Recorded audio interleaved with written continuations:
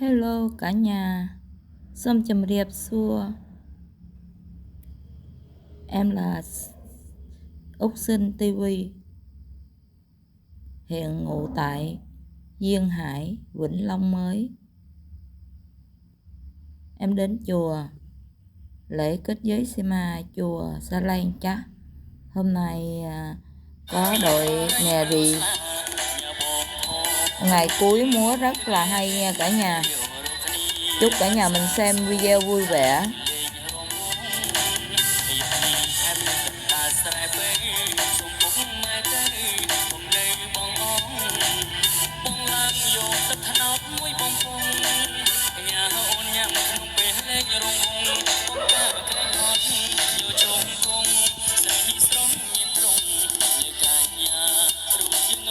Ngôi chùa rất là đẹp luôn nha cả nhà.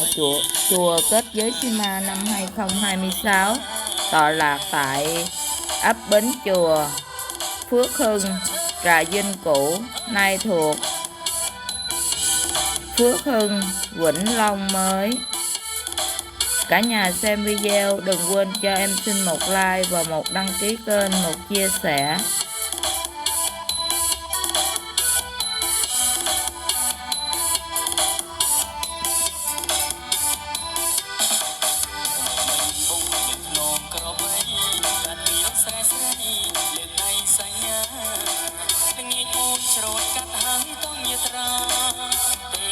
Đây là bản sắc của dân tộc Khmer.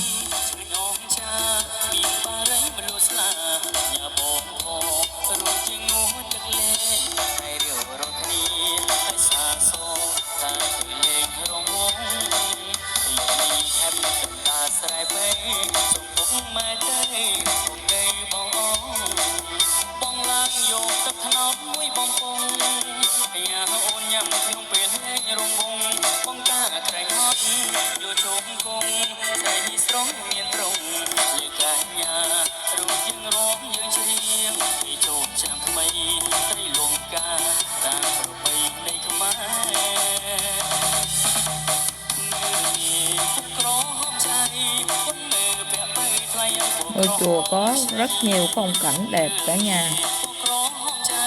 Ngôi chánh điện được thiết kế xây dựng rất là độc đáo, có chất liệu là màu sơn màu xám nha.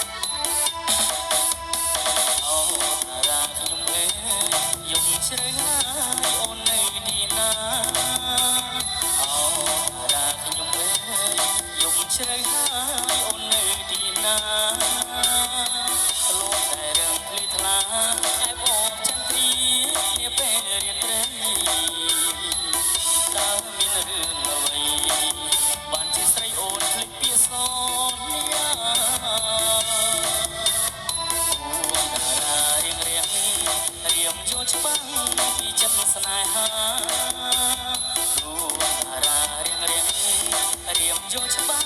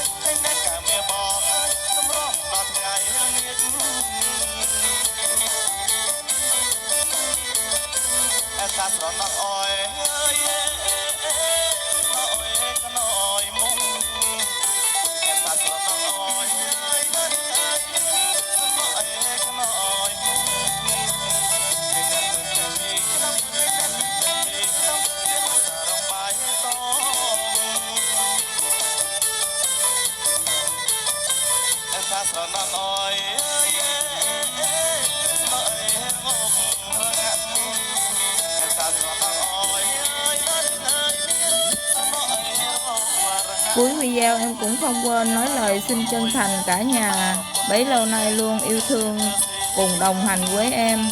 Chúc cả nhà mình lúc nào cũng bình an, sức khỏe và luôn luôn thành công trong công việc. năm mới vui vẻ và vạn sự như ý. Cả nhà xem video đừng quên cho em xin một like và một đăng ký kênh, một chia sẻ để kênh của em được ngày càng phát triển hơn. Nhớ bấm chuông ở dưới góc phải màn hình để nhận được thông báo mỗi khi em ra video. Xin chân thành cảm ơn.